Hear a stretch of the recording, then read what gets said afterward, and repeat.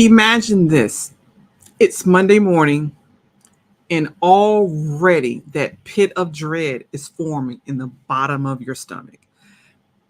As you think about work, all you got to do is think about going into work. Maybe your head starts to ache, or maybe you just feel nauseous. You don't feel good. These feelings are all too familiar because of your boss's low key sabotaging behavior. Or are you just imagining things? Because he or she seems to be okay. Tonight, we're talking about the 5 tips to handle a boss who is secretly undermining you at work. Hi, everybody, and welcome back to my channel. And hello as well to those who are watching the replay. I'm Dr. Twanna, a career coach for mid and senior career Black women. And today we're diving into a tricky topic dealing with the boss who is secretly undermining and sabotaging you, right? So let's face it, when you have a boss who is supposed to be there, right? Who should be supporting you, supporting your growth, but instead is turning into a roadblock, it can be incredibly frustrating. It impacts your confidence and the trajectory of your career, right? So, but fear not, we're going to explore, we're going to explore how to recognize the signs as well as the root causes, understand those root causes, and understand how to equip yourself with strategies to navigate this situation. Because why? Your boss's actions can be incredibly damaging, not just to your work, but also to your mental health. So, we'll talk about the psychological impact this kind of behavior has on you and how to prioritize your mental health throughout this process. So, let's get tactical. How can you spot a secretly undermining boss? So, I've got 5 red flags I want you to watch out for, right? So, number 1, it's micromanagement. Your boss is constantly looking over your shoulder, questioning your every decision, your every move. But no one else, just you. There's no one else in the office, just you, right? Right. So, surefire sign right there. Okay. And number 2, constant criticism. Now, feedback is valuable, but we're talking about relentless negativity that ignores any of your successes and all of your achievements. That's a warning sign, especially if Jim and Sue and Tony are being praised for, well, walking, talking, and breathing in the office, but you're always criticized. Warning sign. That's a red flag, right? And number 3, this is a big one. Whew, this is a big one, right? They steal credit. They shoot down your ideas and then present them as their own, or they take, credit for your accomplishments as their own. Now, I have to be honest because this one just hits me under the collar every time. I had a client's boss who stole her idea and won an award for it and never came back to give her credit for it ever. Whew, trifling, trifling, trifling. I know these are warning signs. We talk about the warning signs here. Now, number 4 is exclusion. It's being left out of key discussions and decisions which make you feel undervalued, right? And not just at work. So this happened to me. Okay, this has happened to me on a job. I get to work one morning and they all met up for an event that was work related that I wasn't invited to. So now I'm sitting here listening to all this camaraderie, he said, she said, talking, and I'm left out. I'm excluded. I just feel stupid sitting there because I don't have any reference points. I can't even add to the conversation because they all met and I was left out. Huge red flag. Okay. And then lastly, number 5, do you often get darn near impossible tasks assigned to you, tasks with unrealistic deadlines that feel like it's a setup for failure. No matter how hard you work, how hard you go in, you can't catch up or keep up. And then you started to, before long, you start to feel defeated. Okay. Anybody out there know what I'm talking about? Anybody experienced it? Let me look over at my comments. Anybody out there experience any of these on your job? Right? Because that starting to feel defeated can really get to that confidence piece, right? And that's why I'm here talking about this today, right? Drop a thumbs up in the comments and let me know, okay, if you've ever experienced any of these. Now, understanding the why, that's often what my clients ask me. Like, but why? Why would someone do that, right?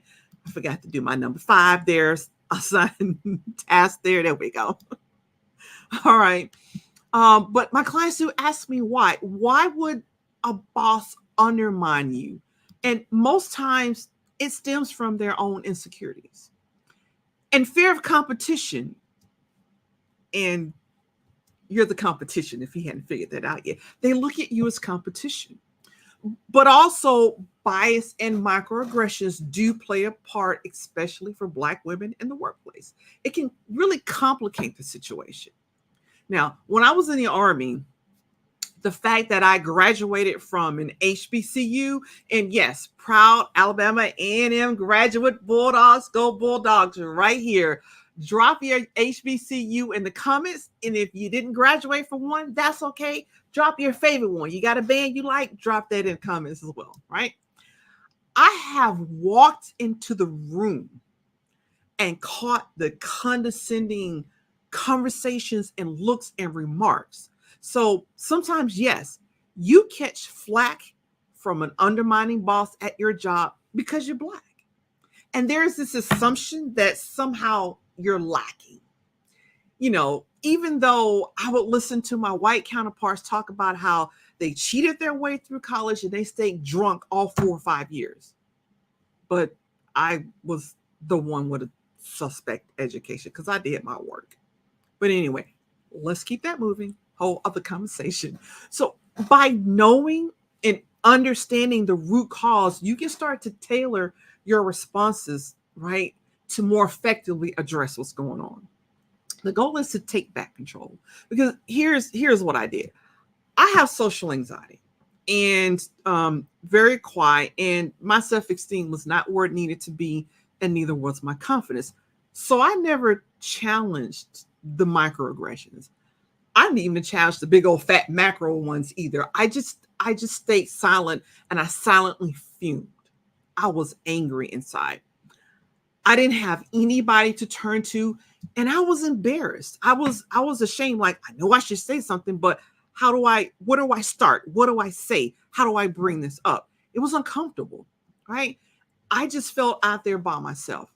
I got really, really angry and held it all inside. Now, let me say that there was this one time that I did eventually snap, but that's a story for a whole other day. We're not going to talk about that right now.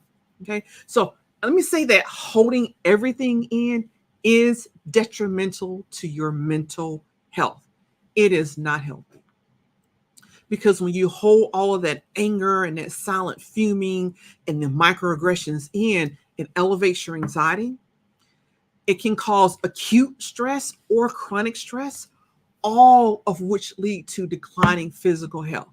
What do you mean declining physical health? High blood pressure, fibromyalgia, arthritis, diabetes, all of those are linked to chronic stress, right?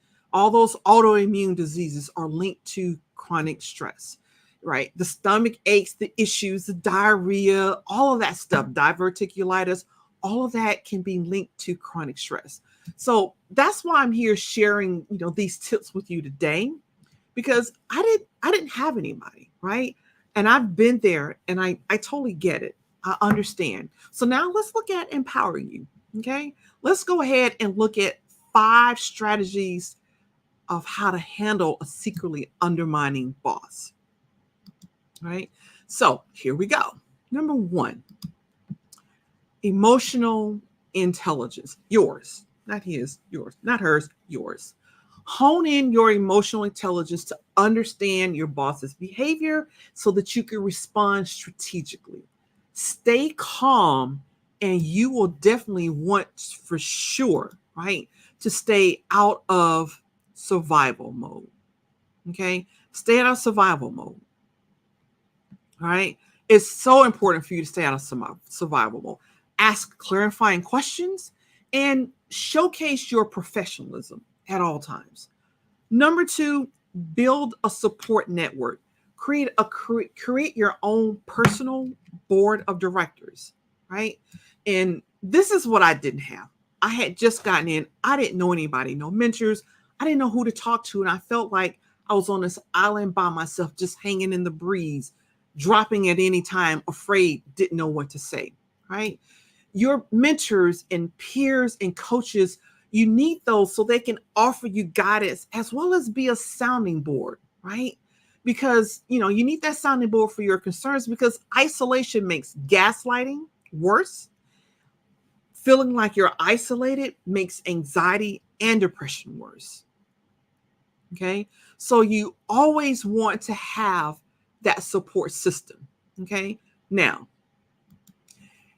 if you're here watching this and you're already shaking your head like, I don't have anybody, I don't have a board, there's nobody I can turn to, right? Go ahead and drop the word champion in the comments and request a free 30-minute career solution call with me. I will be the first member of your personal board of directors. You don't have to fight this alone like I did. You don't have to fight this alone anymore, right? And so number three, right? So let me pop back over here because I have banners I want to show y'all. Number three is what I call strategic disengagement, okay? Sometimes the best approach is to pick your battles.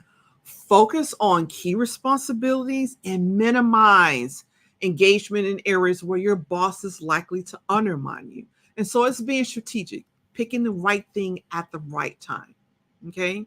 And then number four is external visibility. You want to start increasing your professional brand. Speak at conferences, write articles, set up your social media so that it's focused on your work, your value, or participate in industry panels.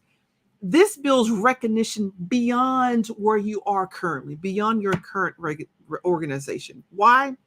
Because you're going to need to exit. At some point, you're going to need to exit, especially if your boss has been sabotaging you for a while and you're just now figuring that out. And that was what I did wrong. By the time I figured it out, there was so much water under the bridge, right? But you will need to exit before a sabotaging boss absolutely ruins your career.